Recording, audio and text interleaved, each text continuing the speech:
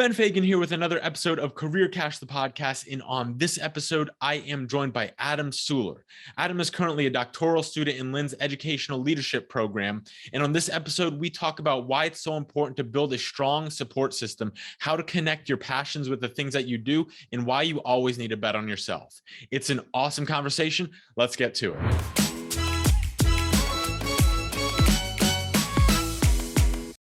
Well, I am back and super excited to have Adam Soulor, who is just a legend in his own right. Let's just call a spade right here. And I'm really excited to hear talk a little bit about your path through the education industry, the education realm, what you plan on doing, why you've gotten to this point, and what's going on in the future. So welcome, Adam. Oh, thank you, Ben. I appreciate you having me on the show. The Lynn legend himself, Ben. But yeah, so like you said, I started off education. I came here majoring in elementary ed with a minor in special education with a little bit in early childhood. I ended up graduating in 2020 with my bachelor's in early childhood. I kind of switched because, you got to pass those certification tests and those can be a drag sometimes. But I finished with that with a minor in special ed. I then pursued my master's in special education and got that in 2021 throughout that whole COVID year. And then I'm now doing the doctorate program here at Lynn in educational leadership. Run right through the gauntlet there. No, Yeah, all gas, no brakes. So talk to me a little bit about that. Why education? Why have you been drawn so much into this? Because you are going one after the other, and really working your way through. So what's the reasoning? Why do you think you've been drawn to education in general? I've always had a passion for educating others, whether that's, elementary school kids, all the way up to the college level, and even elders at that point. So I really found while I was younger, working through different camps and clinics, that teaching was really the way for me to go. So then I just pursued that and I just fell in love with it because I really like seeing kids progress throughout the year and seeing them grow as a person and individual. So I really kind of pushed myself to really go out there and help, every child that I can. And do you think that you've gravitated just throughout the program, or is that something that you were interested in terms of the early childhood education and doing more of the elementary side as opposed to maybe high school or secondary education, getting into college and universities? Do you lean one way or the other, or what's your kind of outlook on that? A lot of people ask me that question, Right. and I'm still at that crossroad where I'm just not sure. I know my passion is, with that Native American community, having that Native American background myself. So really just going on different trips with my tribe and seeing their youth and seeing, a lot of poverty and, not a lot of resources. So it's kind of hit home, trying to really help, that group out while trying to help, myself out in that process. But, just really trying to help educate others to really kind of help out and, see the disparities that is going on, in our world. So really, that's really where my passion lies. With those Native American youth going forward. That's what I love so much about doing this show and having these conversations, because I think there's so much overlap, between industry and from person to person. You can have two completely different stories, but still we're all going through a lot of the same things. And one thing that stuck out to me with what you just said was, that's that $1 million question, kind of like, what do you want to be when you grow up? Do you want to focus on, what realm of education? And you said, you're still working through that. So how have you kind of been dealing with working through that I'm not really sure. I have an idea of, all right, this is the direction, this is the group I want to help, but I still want to explore. What has that whole process been like for you? Has it been easy, stressful? Take me through that mindset for you.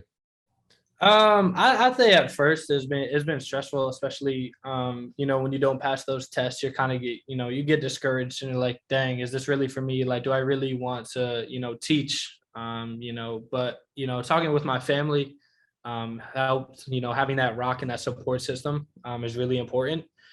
So really just them having my back and believing in me and having faith really helped me push wherever I'm going. That's where I'm supposed to go. And right now, I'm just kind of going with the flow, following wherever, this education journey takes me. I love that. And I'm such a big believer in the power of having that support system. And I always kind of, draw the analogy to it being like a boxing corner, in between rounds, you got to have your support system, your coaches, people to wipe the blood off your face, put the teeth back in, send you back out for more, so that's awesome that you have your family in there. From your experiences, I would imagine, especially within the early childhood, it's important to help the students that you work with and the children that you work with to establish those things. So how do you go about sharing ways to establish building that corner, building that support system, so you have something in place when things do get tough? So how do you go about that?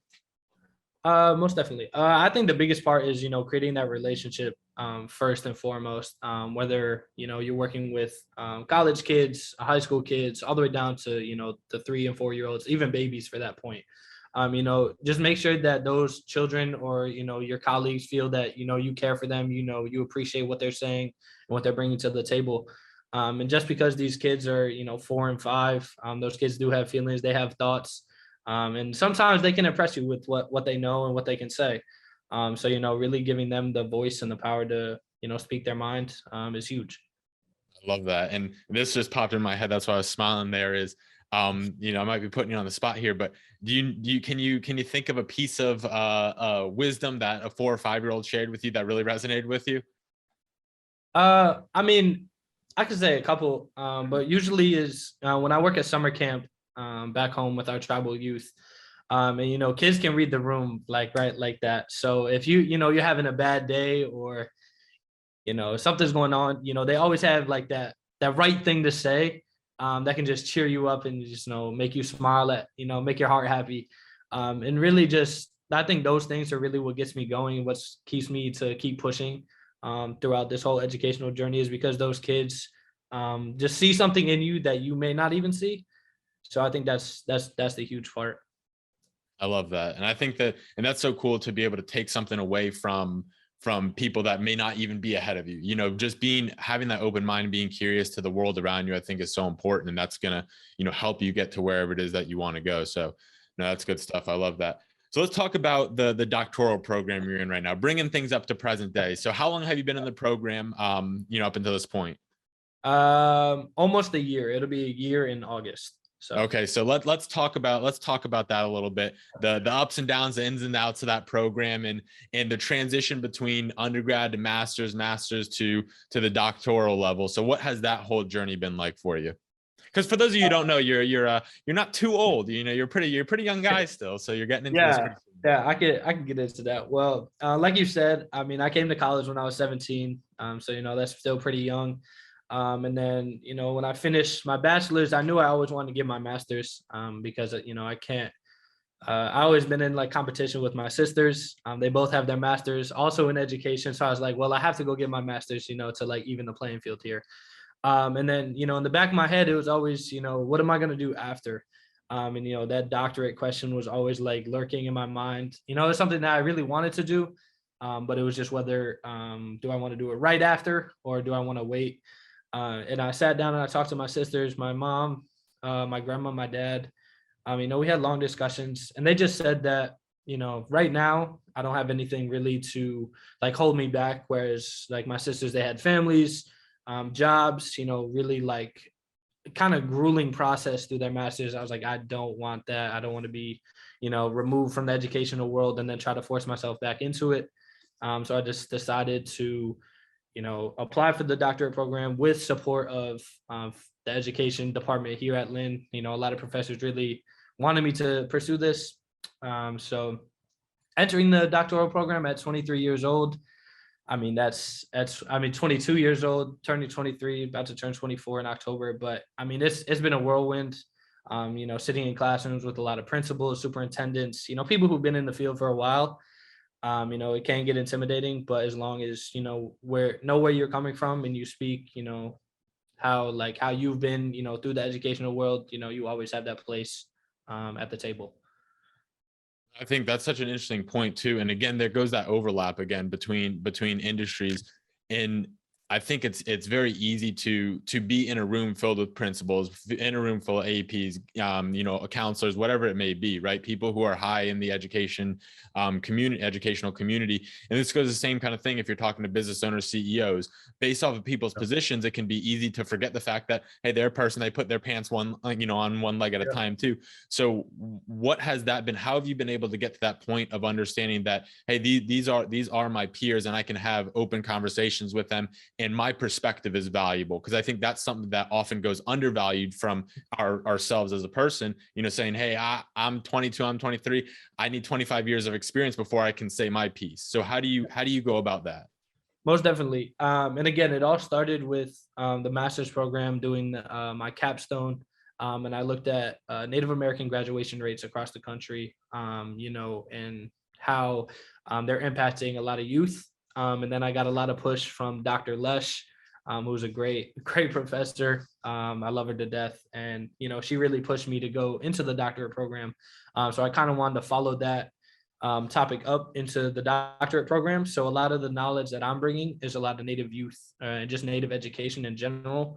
And a lot of times we don't really hear about it in schools. So a lot of times um, my colleagues in class are just like, whoa, like I never realized that. And it helps sparks that conversation that way where it's something that I can really bring to the table and make different. While I'm still learning from all of them and all their experiences, which is huge. That's awesome. So why do you think that is? Why is the issues surrounding Native American youth so under talked about, or not talked about enough, in your opinion? I don't know. And that's the hard question and the hard debate that, people have been trying to figure out for a while. I will say though that it's starting to become more prevalent in today's society with social media, especially starting with the Black Lives Matter movement. A lot of people of color have started to come together and really force like all of their issues out together. But again, it really just comes down to, the curriculum, the state, sitting down and really trying to adjust and, meet those needs. Because when you talk about learning, you really want to learn something that really means something to you. So when you talk about, that social studies or history, you learn about like the Holocaust, slavery, maybe a little bit about the settlers. You learn about the first Thanksgiving. You learn a lot of these things that, yeah, parts are true, but it's more of just a fallacy. So really just trying to help rewrite that is huge. That's big stuff. That's big stuff. And I know there's no better guy to do it than you. So, the future of education is in good hands. I know that for certain. So I want to touch on a little bit too, a little bit of your basketball background. You came here to Lynn, you worked with the basketball team, and can you talk about how that has impacted, influenced you in your educational pursuits? Yeah, most definitely. You can teach in all aspects, and especially in sports. Coming from high school, I was playing sports all year round. So, coming to college, I was kind of out of place. And then I met my good friend Justin. He was the manager, so I was like, hey, like I'll do that with you. And it ended up being probably the best decision of my life. Meeting those guys, hanging out, meeting their connections. Still to this day, those relationships will never end. So I mean, it's just the opportunities were endless, especially going forward, especially with Coach Price and all the people that he knows. The possibilities are endless. Whether I want to ask him, hey, like I'm looking to go to like a coaching job, or help me find my niche. But other than that, it's been a great experience. Do you have any interest in going into coaching on the athletic sides, doing the stuff that you're doing? I've thought about it. I know Dr. Les has mentioned it, like, hey, like I can help you get, a job over here. And like I've thought about it. I've had a couple of offers back home in Connecticut, but I had to turn down because of the doctorate program. But I mean, I'm not, against, anything, whatever happens, happens. And just like I'm letting everything, fall into place. Beautiful. And we're touching on that $1 million question again as we're getting to the end here. So after the doctor program, if you could pin it, and by the time this comes out, we may change, because I know you're always working. What do you think that next step post doctorate would be, if you had to say?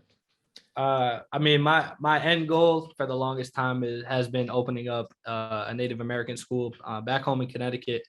whether it's, a boarding school or, just some sort of school that can help kids, rewrite that boarding school narrative, to help them, get away from their situation where they are at home, if they're, against, that those issues, try to get them into a positive light.